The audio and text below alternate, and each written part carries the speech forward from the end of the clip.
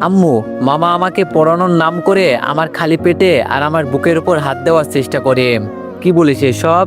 বিশ্বাস করো আম্মু, মামার চরিত্র ভালো না। তিনি সব সময় আমার সাথে খারাপ কাজ করতে চাই। এভাবে বলতে নেই মা, উনি তোমার মামা হন।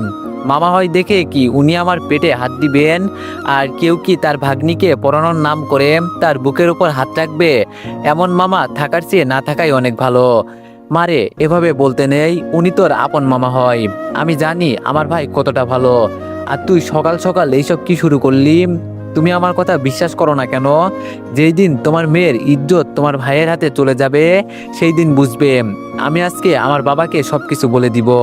মামাকে আমাদের বাসা থেকে বিদায় করো, নইলে আমাকেই বরং এই বাসা থেকে বের করে দাও। কিছু হলেও ইজ্জতটা তো বাঁচবে আমার।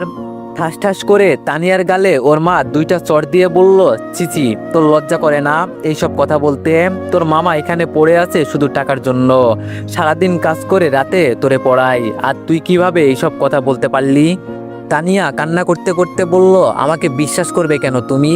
আমি তো তোমার মেয়ে না যে আমাকে তুমি বিশ্বাস করবে। তুমি তো তোমার আদরের ভাইকে বিশ্বাস করবে।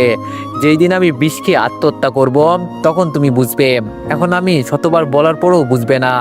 তানিয়ার কথা শুনে ওর মা একটু ভয় পেয়ে গেল। মেয়েকে হাত ধরে সোফায় বসিয়ে বলল, তোর কি হয়েছে মা? সবকিছু আমাকে খুলে বল। আর সবকিছু কি সত্যি সত্যি হয়েছে নাকি? তানিয়া কান্না করতে করতে বলল, আম্মু, তবে কি আমি তোমাকে মিথ্যা কথা বলছি? তানিয়ার আম্মু বলল, আচ্ছা মা, শুরু থেকে বল কি হয়েছে।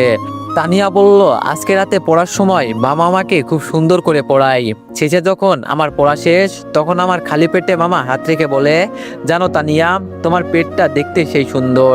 মেয়েদের সবচেয়ে আকর্ষণীয় জায়গা হচ্ছে এই খালি পেট। এইসব বলে আমার পেটের উপর হাত দেয়। আর যখন উপরে হাত নিতে চাই, তখন আমি দৌড়ে পালিয়ে এসেছি। আমি কি এখন এসব বুঝি না বলো? আমি কি বোকা মেয়ে? আমি এখন ক্লাস 10-এ পড়ি। আমার একটা মান সম্মান আছে আম্মু। তুমি জিজ্ঞাসা করবে মামা আমার সাথে কেন এসব করে? তানিয়া ওর মাকে জড়িয়ে ধরে কান্না করে এসব বলছে। তানিয়ার মা এক হাত দিয়ে জড়িয়ে ধরে বলল, কান্না করিস না মা, আমি সবকিছু দেখছি। সাবধান, তুই তোর বাবার কাছে এইসব কথা ভুলেও বলবি না, ঠিক আছে? তানিয়া বলল, কেন বলবো না? বাবা আমাকে অনেক ভালোবাসে। বাবাকে বললে এর একটা সমাধান করবে। তানিয়ার আম্মু বলল, আমি বলছি তো, আমি সবকিছু দেখে নিব। তোর বাবাকে কিছু বলতে হবে না। এই মুহূর্তে দরজা ঠেলে তানিয়ার বাবা ভিতরে ঢুকলো।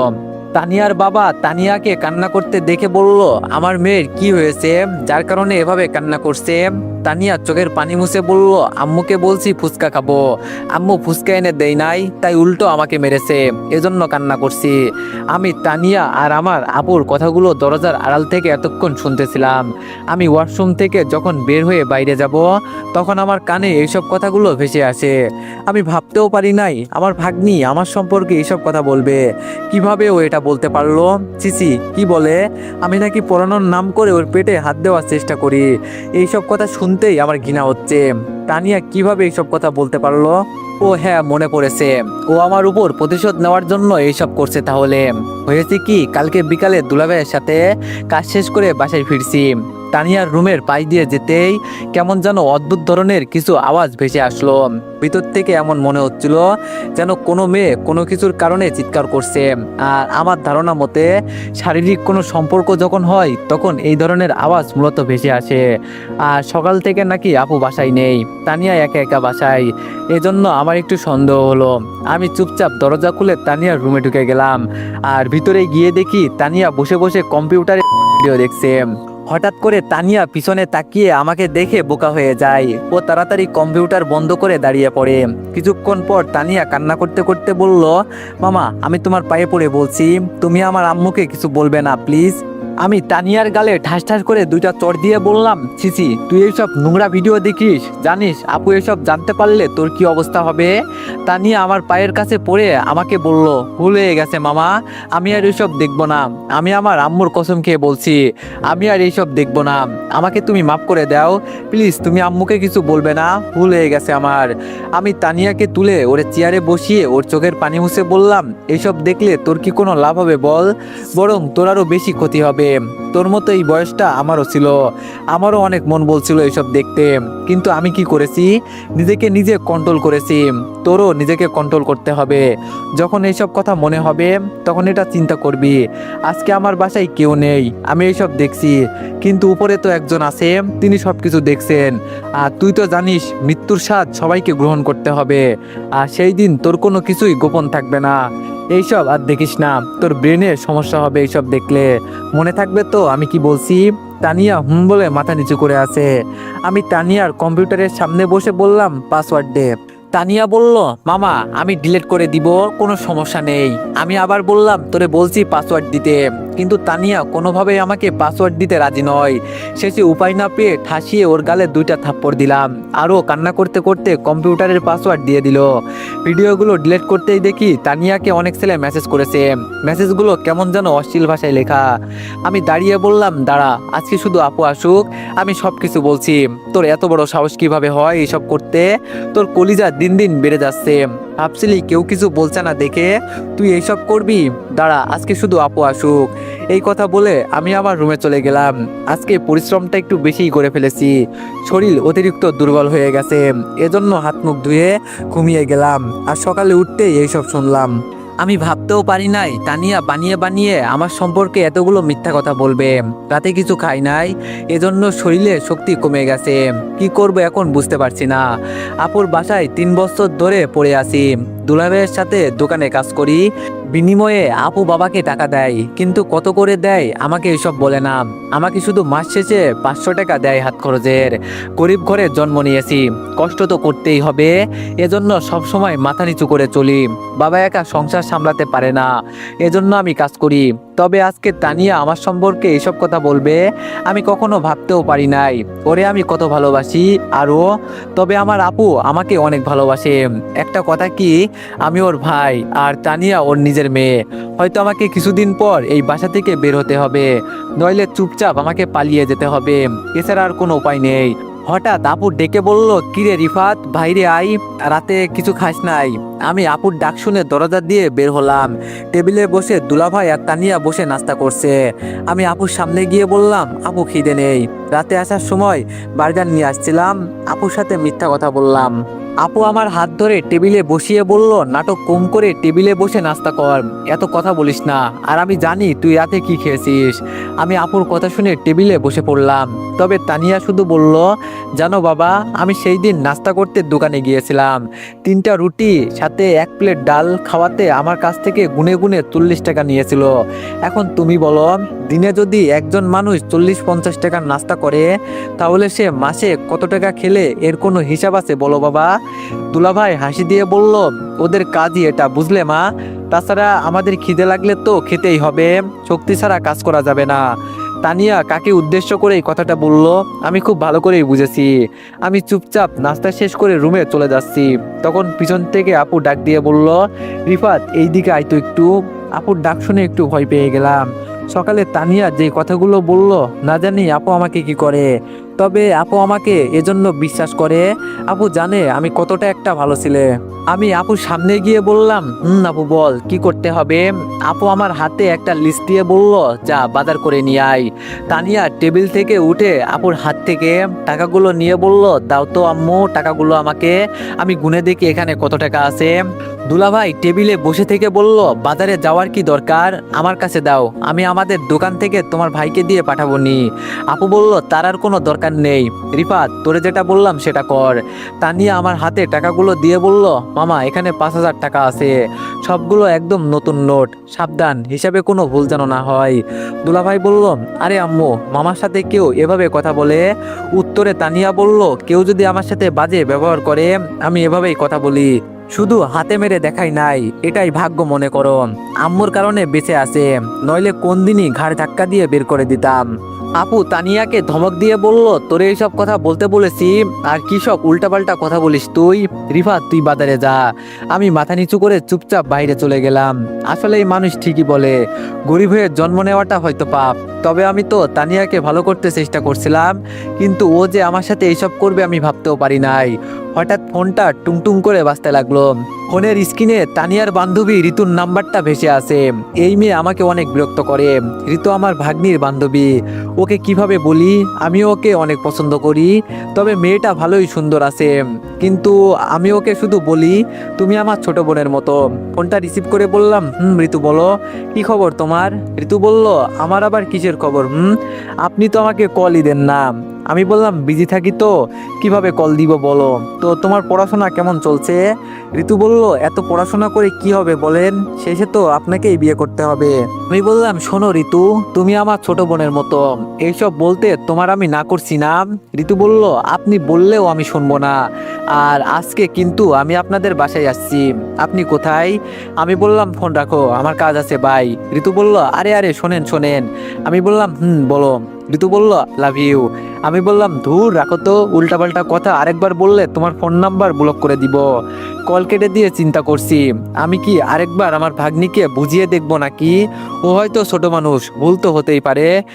দেখি আরেকবার বুঝিয়ে। আপুর লিস্ট অনুযায়ী সবগুলো বাজার করে বাসার দিকে রওনা দিলাম। কলিং বেল বাজাতেই আপু এসে দরজা খুলে দিল। আমি আপুর হাতে বাজারগুলো দিয়ে বললাম, আপু দুলাভাই কি দোকানে চলে গেছে? আপু বলল, মাত্র কিছুক্ষণ হলো গিয়েছে। আমি আপুর হাতে বাজারের লিস্ট সহ টাকাগুলো দিয়ে বললাম, সবকিছু একটু হিসাব করে নিস, আমাকে এখন দোকানে যেতে হবে। ভাইয়া ভালো আছেন? পিছনে তাকিয়ে দেখি তানিয়ার বান্ধবী ঋতু এসেছে। আমি বললাম, ভালো, তুমি ভালো আছো? ঋতু বলল, আমি আবার কিভাবে ভালো থাকি বলেন, আপনি তো আর আমার খোঁজ খবর নেন না। আমি বললাম, তোমার সাথে এত কথা বলার মতো সময় আমার নেই, আমাকে এখন দোকানে যেতে হবে, তুমি থাকো। ঋতু বলল, 5 মিনিট আপনার সাথে কিছু কথা ছিল। আমি বললাম, তাড়াতাড়ি বলো। ঋতু বলল, আপনার যদি করার এতই ইচ্ছে থাকে আমাকে বলতেন, আমি কি আপনাকে খুশি করতাম না? সারা রাত ভিডিও দেখে কি মজা পান, এর থেকে আমাকে বললে আমি আপনাকে অনেক খুশি করতাম। আমি তো সব সময় আপনার জন্য তৈরি আছি। আমি বললাম, এই মেয়ে তোমার মাথা খারাপ হয়ে গেছে, কি সব উল্টাপাল্টা কথা বলছো? ঠাসিয়ে কি গালের মাঝে 2টা চড় দিতে হবে? মাথাটা কি গেছে নাকি তোমার? ঋতু ঠোঁটে কামড় দিয়ে বলল, রুমে আসেন, খেলা দেখাই। আমি রাগে চোখ লাল করে বললাম, আর একবার যদি তুমি আমার সামনে পড়ো তাহলে তোমার খবর আছে। কেন মামা, ওকে তুমি কি করবে? মারবে নাকি তুমি? আরো মিথ্যা কি বলেছে? আপনি তো সারা রাত বসে বসে ভিডিও দেখেন, আমরা বললেই দোষ। আর ঋতু ভুল কি বলেছে? ও আপনাকে ভালো পথে আনতে চাই। আপনি তো দিন দিন খারাপ হয়ে যাচ্ছেন। ও তো আপনাকে পছন্দ করে, আপনাকে খুশি করার জন্য এইসব করতেই পারে। আমি তানিয়ার দিকে তাকিয়ে বললাম, তোমাকে আমার ভাগ্নি বলতেও ঘৃণা হচ্ছে জানো। আমার সম্পর্কে এতগুলো মিথ্যা কথা বলতে পারলে তুমি? সিসি, আমি চাইছিলাম তোমাকে ভালো করতে, কিন্তু তুমি। দূর, আমি কাকে কি বলছি। আমি আর কিছু না বলে দরজা দিয়ে বের হতে লাগলাম। পিছন থেকে ঋতু ডাক দিয়ে বলল, আসার সময় 1 প্যাকেট নিয়ে আসবেন আমাদের সেফটির জন্য। আমি এইসব কথা কানে না দিয়ে দরজা দিয়ে বের হয়ে গেলাম। আমি সবকিছু বুঝতে পারছি। ঋতুকে আমার সম্পর্কে তানিয়া উল্টাপাল্টা কথা বুঝিয়েছে। কি যে আমি করব এখন এটাই বুঝতে পারছি না। আজকে রাগের জন্য কিছু খেয়েও আসতে পারি নাই। তবে আজকে সকাল সকাল দোকানে চলে গেলাম। দুলাভাই আমাকে দেখেই বুঝে গেছে আজকে যে আমি কিছুই খাই নাই। কাজ করতে করতে হঠাৎ দুলাভাই প্রশ্ন করলো, তা রিফাত, তুমি না সেনাবাহিনীতে আবেদন করেছিলে, তো কি হলো বললে না তো? আমি বললাম, এই তো দুলাভাই, সামনে মাঠ আছে, দোয়া করিয়েন। দুলাভাই বলল, ও আচ্ছা রিফাত, তুমি বরং আজকে চলে যাও, আজকে তো এত বেশি চাপ নেই, আমি সামলে নিতে পারবো। আমি বললাম, শরীরটা আজকে একটু খারাপ লাগছে, তাহলে গেলাম আমি দুলাভাইকে বলে আমি দোকান থেকে বের হয়ে গেলাম। বাসার দিকে যেতে যেতে প্রায় অনেকটাই সময় চলে গেছে। দরজার কাছে যেতেই শুনি ভিতর থেকে ঋতু বলছে, জানেন আন্টি, আপনার ভাইয়ের সাথে আমার 1 বছরের সম্পর্ক। এই 1 বছরে ওর সাথে এমন কোনো কাজ নাই যে আমি করি নাই। আপনার মনে আছে আন্টি, রিফাত বাড়ি যাবে বলে 2 দিন ছুটি নিয়েছিল, ও বাড়িতে যায় নাই, বরং আমাকে নিয়ে কক্সবাজারে ঘুরতে গিয়েছিল। আমি বলেছিলাম আমাদের বাচ্চা হলে সবাই আমাদের সুন্দর করে মেনে নিবে, কিন্তু ও আমাকে পিল খেতে বলে। দরজার বাইরে থেকে এই কথাগুলো শুনে আমি তো একদম বোকা হয়ে গেলাম। এইরকম একটা পিচ্চি মেয়ে এইসব কথা বলতে পারছে? সিসি, না না, অনেক হয়েছে, আর এইসব সহ্য করতে পারবো না। আমি দরজা ঢেলে ভিতরে চলে গেলাম। আমাকে দেখে ঋতু আর তানিয়া চোখ বড় বড় হয়ে গেল। ওরা হয়তো ভাবতেও পারে নাই আমি এত তাড়াতাড়ি বাসায় চলে আসবো। আপুর হাতে ফুচকাগুলো দিয়ে ঋতুকে বললাম, তোমার সাথে আমার 1 বছরের সম্পর্ক না? আমরা এক বিছানায় অনেকদিন ছিলাম না? আমি প্যান্ট থেকে বেল খুলে বললাম, তো এখন রুমে চলো, আজকে এখানেই রুম শেয়ার করব। ঋতু হাত ধরে বললাম চলো। আপু আমাকে চড় দিয়ে বলল, চিচি রিফাত, এটা কোন ধরনের বিয়াদুপি? আমি আপুকে বললাম, তুই চুপ থাক, আমিও আজকে দেখতে চাই এই মেয়ের কত বড় কলিজা হয়েছে যে আমার সাথে বাজে কাজ করতে চাই। আমার কথা শুনে ঋতু কান্না করতে লাগলো। এবার আমি ঋতুর হাত ছেড়ে দিয়ে বললাম, আমার সম্পর্কে এগুলো মিথ্যা বলার সাহস তোমাকে কে দিয়েছে? তোমার সাথে আমার 1 বছরের সম্পর্ক, কেন মিথ্যা কথা বললে? কি চাও তুমি আমার কাছে? এবার আপু বলল, ঋতু তাহলে এগুলো মিথ্যা কথা বলছো? আমি ঋতুকে ধমক দিয়ে বললাম, কি হলো বলো না কেন?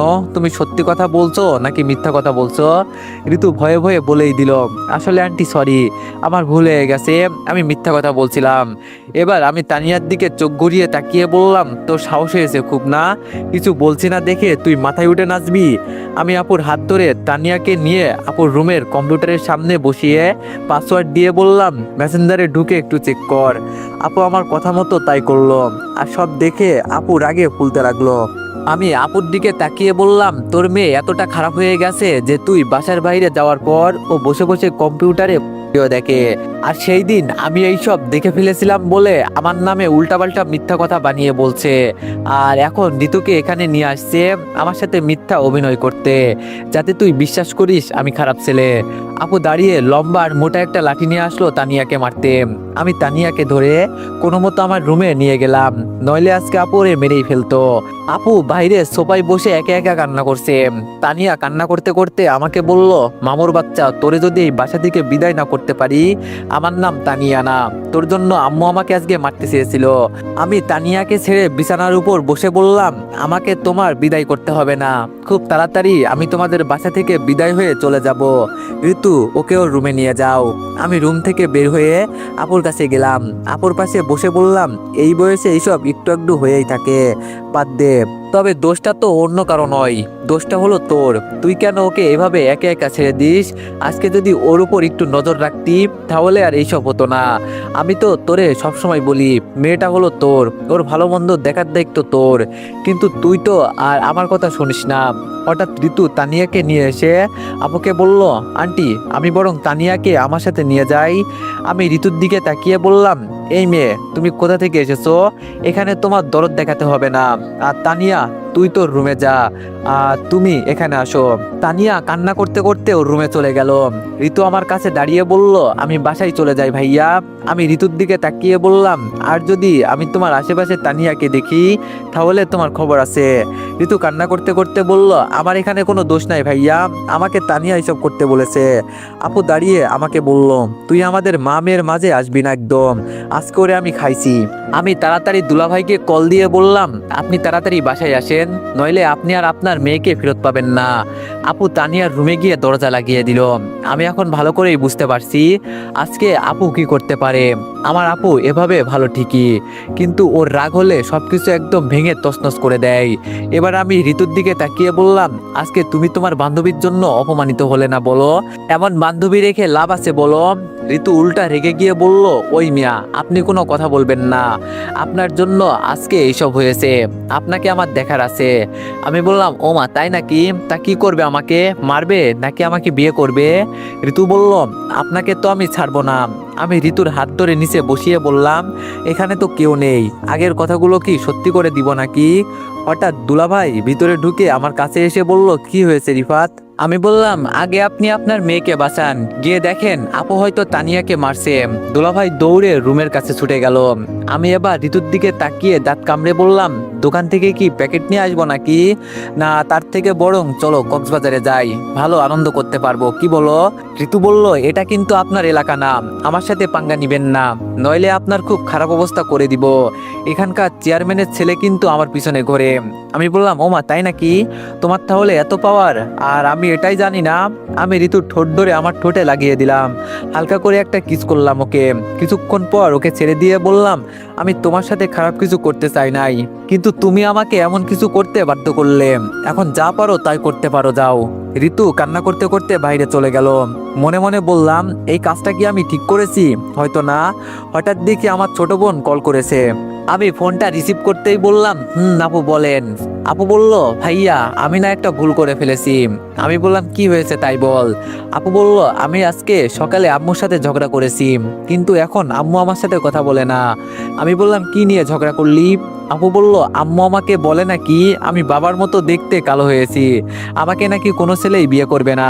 আমি আমার ছোট বোনের মায়ের কথা শুনে হাসতে হাসতে বললাম, এই নিয়ে তোর আম্মুর সাথে ঝগড়া করতে হয়? কি যে বলবো তোরে আমি। ভাই বলল, তুই আমাকে নিয়ে মজা করছিস ভাইয়া। আমি বললাম, আচ্ছা সরি সরি আপু, আর বলবো না, হয়েছে? মাই বলল, হয়েছে। এখন আমার আপুর কাছে দে তো, আপুর সাথে কথা আছে। আমি বললাম, আপু এখানে নাই, ভিতরে আছে, পরে কল দিবনি। ভাই বলল, আচ্ছা তুই আসবি কবে? আমি বললাম, এই হয়তো সবকিছু ছেড়ে চলে আসতে হবে, মনে হয় এখানে বেশি দিন চাকরি করা যাবে না।